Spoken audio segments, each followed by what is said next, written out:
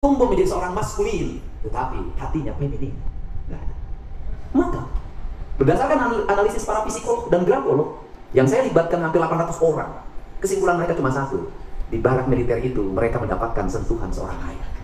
Di barak militer itu mereka mendapatkan belayan seorang ayah. Di barak militer itu mereka mendengar suara yang tegas dari seorang ayah. Di barak militer itu ada ayah yang membetulkan tali sepatunya. Di barak militer itu ada ayah yang membetulkan kancing bajunya. Di barak militer itu ada ayah yang membetulkan kerahnya. Di barak militer itu ada ayah yang membetulkan pecinya. Di barak militer itu mereka mendapatkan idola baru, ayah yang hadir dalam kehidupannya. Maka hari ini anak-anak yang lulusan barak militer, mereka berpesan ingin berkumpul lagi, ingin bertemu dengan ayahnya. Kenapa? Di antara mereka sudah banyak yang tidak bertemu ayahnya, korban perceraian. Ibunya di Taiwan, ayahnya kawin lagi. Ini problem yang terjadi di masyarakat Jawa Barat. Dan ini tidak bisa diselesaikan dengan hanya membagikan uang bos, uang PIP. Tapi harus ada sentuhan psikologi, sosiologi dari pemimpin yang menghadirkan anak-anak di tengah-tengah mereka, yang menghadirkan ayahnya, yang menghadirkan ibunya. Maka keberadaan pemimpin itu dia hadir sebagai pengganti ayah dan ibunya.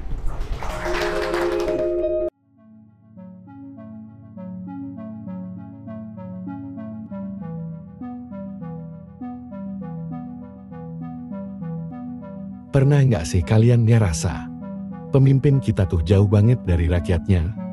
Kayak duduk di Menara Gading, sibuk sendiri, ngomongnya susah dimengerti. Dan kalau kita curhat masalah sehari-hari, kayaknya gak nyambung. Padahal ya, yang dibutuhin anak muda zaman sekarang itu bukan cuma pemimpin yang pintar bikin kebijakan, tapi yang bisa ngedengerin, yang ngerti keresahan kita, yang bisa jadi figur orang tua bukan sekadar pejabat. Nah, konsep ini dikenal dengan istilah kepemimpinan kebapakan. Dan hari ini, kita bakal ngobrolin soal itu. Apa sih kepemimpinan kebapakan? Kenapa penting? Dan gimana pengaruhnya buat generasi muda? Stay tuned, karena jawabannya bisa bikin kamu melihat pemimpin dari sudut pandang yang beda. Pak Tokoh, kenapa? Barak militer Anda ributkan, 10 triliun korupsi dalam pendidikan Anda diam 1000 bahasa. Ini perspektif. Karena untuk itu rasa cinta pada sebuah kebijakan itu harus masuk. Maka saya memahami Pak Prabowo dengan mengembangkan sekolah-sekolah tahunan Nusantara. Itu pendidikan penuh cinta, di mana pemimpin hadir dalam sistemnya, pemimpin hadir dalam tindakannya. Terbentuklah anak-anak yang hebat. Saya kan kemarin ke sana dan dari dulu saya tahu lulusan tahunan Nusantara bagus-bagus. Loh, bagi saya Taruna Nusantara tidak boleh hanya ada di Cimahi, tapi di seluruh sekolah di Jawa Barat harus memiliki Taruna Nusantara. Kenapa? Tantangan kita besar, Pak. Ideologi. Dari dulu pertanyaan saya adalah, ketika orang ngomong tentang ideologi Pancasila, mana sekolah-sekolah yang membentuk nasionalisme? Gak ada. Untuk itu ya sekarang sekolah dibangun dengan nalar nasionalisme. Kenapa? Karena gempuran ideologisasi baru dalam sebuah generasi yang tanpa asas, dalam sebuah generasi yang hilang terhadap sejarah masa lalunya, dalam sebuah generasi yang hilang terhadap ikatan biologis masa lalunya, apalagi ikatan ideologis. Maka harus ada ekosistem pendidikan yang menyadarkan mereka bahwa kamu adalah anak Indonesia. Maka Indonesia dalam perspektif negara. Maka saya, nah, ketika Jawa Barat, kemudian yang berikutnya adalah, maka setelah ini, maka saya harus memasukkan lagi pendidikan. Pendidikan di mana? Anak-anak kita harus ngerti dong bagaimana bersikap, bagaimana bertindak di tengah-tengah gempuran orang terhadap ketakutan militerisme. Tapi semua orang itu ingin bergaya militer. Kita ini nggak adil. Untuk itu agar tidak menjadi militeran, maka saya geser pendidikannya. Pendidikan di barak militer menjadi trending topik. Dan saya mengambil identitas bahwa saya katakan itu namanya sekolah kebangsaan. Sekolah kebangsaan itu ngajarin apa? Sekolah kebangsaan itu adalah ngajarin pelatih orang nggak ngerti. Yang ngajar di militer itu bukan militer tempur.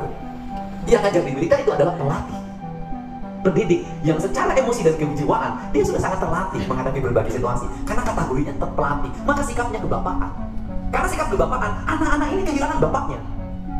Saya katakan, anak-anak Jawa Barat banyak yang yatim meskipun bapaknya ada. Yatimnya apa? Tidak ada lagi yang membangunkan dia ketika jam 4 pagi. Itulah ayah. Tidak ada lagi yang menegur. Itulah ayah. Tidak ada lagi yang berani menjewer kupingnya. Itulah ayah. Bahkan dulu zaman saya mungkin berani memukul dengan sapu lidi. Negeri ini, anak-anak kita hari ini kehilangan figur ayah. Ayah yang punya prinsip dalam hidupnya, ayah yang menghamparkan harapan, ayah yang punya ketegasan, ayah yang tumbuh menjadi seorang maskulin, tetapi hatinya feminin. Maka berdasarkan analisis para psikolog dan grafolog yang saya libatkan hampir 800 orang, kesimpulan mereka cuma satu: Di barak militer itu mereka mendapatkan sentuhan seorang ayah. Di barak militer itu mereka mendapatkan belayan seorang ayah. Di barak militer itu mereka mendengar suara yang tegas dari seorang ayah. Di barak militer itu ada ayah yang membetulkan tali sepatunya. Di barak militer itu ada ayah yang membetulkan kancing bajunya. Di barak militer itu ada ayah yang membetulkan kerahnya. Di barak militer itu ada ayah yang membetulkan pecinya. Di barak militer itu mereka mendapatkan idola baru, ayah yang hadir dalam kehidupannya. Maka hari ini anak-anak yang lulusan barak militer, mereka berpesan ingin berkumpul lagi, ingin bertemu dengan ayahnya. Kenapa? Di antara mereka sudah banyak yang tidak bertemu ayahnya, korban perceraian, ibunya di Taiwan, ayahnya kawin lagi. Ini problem yang terjadi di masyarakat Jawa Barat, dan ini tidak bisa diselesaikan dengan hanya membagikan uang bos, uang PIP, tapi harus ada sentuhan psikologi, sosiologi dari pemimpin yang menghadirkan anak-anak di tengah-tengah mereka, yang menghadirkan ayahnya, yang menghadirkan ibunya. Maka keberadaan pemimpin itu dia hadir sebagai pengganti ayah dan ibu.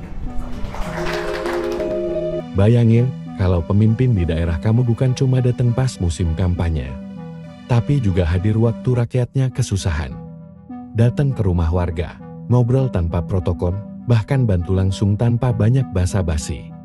Itulah gambaran ideal dari pemimpin bergaya kebapakan. Dan menariknya, gaya kepemimpinan ini mulai jadi perbincangan di banyak daerah, termasuk di Jawa Barat. Terutama karena sosok seperti Kang Deddy Mulyadi yang konsisten tampil sebagai pemimpin yang membumi. Tapi, apa iya semua pemimpin bisa kayak gitu? Oke, mari kita bedah dulu. Secara teori, kepemimpinan kebapakan itu adalah gaya memimpin yang menempatkan pemimpin sebagai figur pelindung, pembimbing, dan pendengar, layaknya seorang bapak dalam keluarga. Bukan cuma bicara soal otoritas, tapi juga soal emotional connection.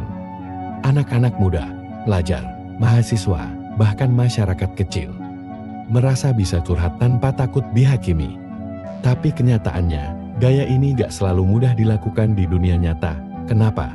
Karena banyak pemimpin terjebak dalam gaya birokratis. Segala sesuatu harus lewat prosedur panjang, pakai jas, pakai naskah pidato, penuh formalitas, padahal rakyat butuh yang real.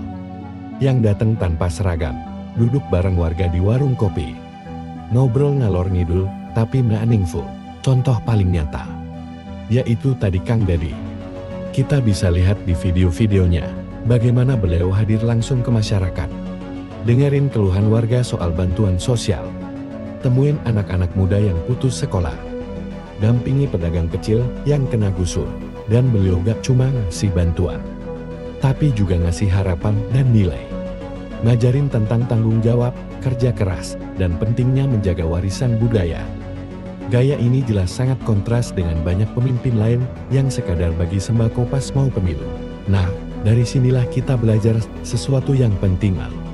Pemimpin itu bukan soal seberapa sering dia tampil di media, tapi seberapa dekat ia hadir dalam kehidupan masyarakatnya.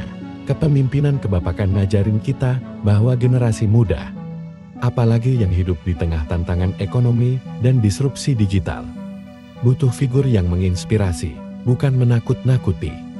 Butuh pemimpin yang bisa ngobrol tanpa menggurui, yang bisa jadi panutan tanpa harus menekan. Dan kabar baiknya, gaya kepemimpinan ini makin relevan untuk diterapkan di berbagai level. Dari kepala sekolah, lurah, camat, sampai bupati dan gubernur. Bukan soal usia, tapi soal ketulusan dan kedekatan.